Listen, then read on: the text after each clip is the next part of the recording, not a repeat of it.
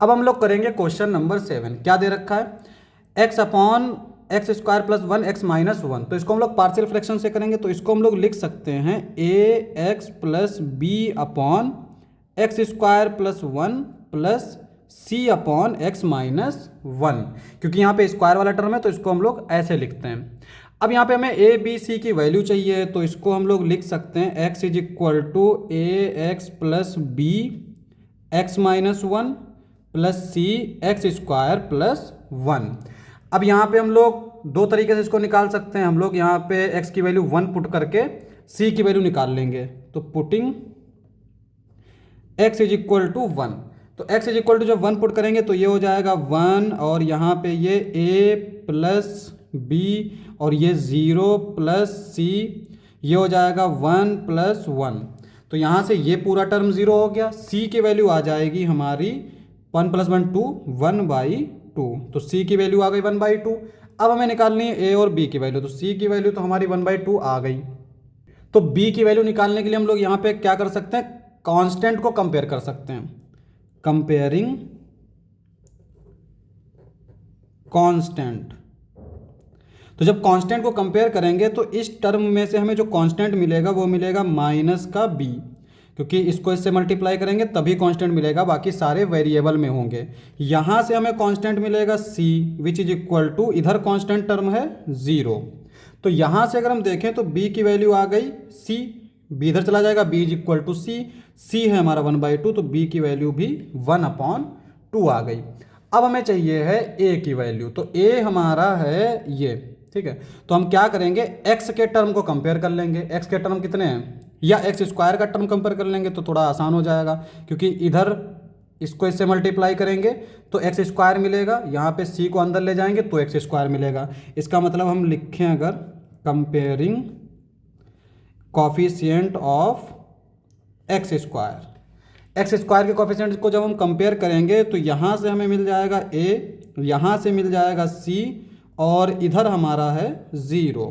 तो a plus C is equal to 0, this implies that c is equal to minus A. c तो हमारी value निकल ही चुकी है, तो a की वैल्यू आएगी माइनस सी, जो कि हो जाएगी -1/2। तो a b c तीनों वैल्यू हमारी 1/2 है, बस एक में माइनस लगा है। तो यहाँ पे ये जो था इसको हम लोग इस फॉर्म में लिख रहे थे, तो ये हो जाएगा बेसिकली इंटीग्रेशन ऑफ a की जो वैल्यू है वो है -1/2x प्लस b की जो वैल्यू है वो है 1/2/x² प्लस 1, और इधर जो है dx प्लस इंटीग्रेशन c की वैल्यू है 1/2/x-1 dx। तो यहाँ पे हम लोग इसको इस तरह से लिख सकते हैं, इसको अलग अलग लिख सकते हैं, चूँकि ऊपर प्लस लगा हुआ है। तो ये वाला एक हमारा टर्म आ जाएगा 1/2 इंटीग्रेशन x/x² प्लस 1 dx। एक आ जाएगा ये वाला term 1/2 integration 1/x² plus 1 dx। एक ये टर्म आ जाएगा 1/2 इंटीग्रेशन 1/x-1 dx। देखो यहाँ पे इसका हमें इंटीग्रेशन पता है, क्या होगा, tan इनवर्स x। इसका इंटीग्रेशन हो जाएगा log x-1, और इसका इंटीग्रेशन हमें फाइंड करना है। तो इसका इंटीग्रेशन हम लोग कैसे फाइंड करेंगे, इसको हम लोग लेट I1, इसको हम I1 मान लेंगे।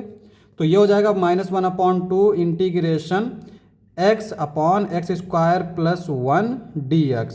यहाँ पे हम लोग x² प्लस 1 को t मान लेंगे। ये हो जाएगा 2x dx is equal to dt, dx is equal to 1/2x dt। ये हो जाएगा -1/2 इंटीग्रेशन x/t, dx की जगह पर आ जाएगा 1/2x dt। x से x कैंसिल, 2 2 जा 4, तो माइनस का 1/4 इंटीग्रेशन 1/t, और 1/t का इंटीग्रेशन log t, तो ये आ जाएगा log t, और t की वैल्यू रख देंगे तो 1/4 log x² प्लस 1, ये आ गया। This implies that i is equal to, इसका इंटीग्रेशन आया है हमारा -1/4 log x² प्लस 1 प्लस 1/2, इसका इंटीग्रेशन हमारा होता है tan इनवर्स x, प्लस इसका इंटीग्रेशन होता है 1/2 log mod x-1 plus constant c। ये हमारा इस तरह से आ जाएगा। तो यही हमारा आंसर हो जाएगा।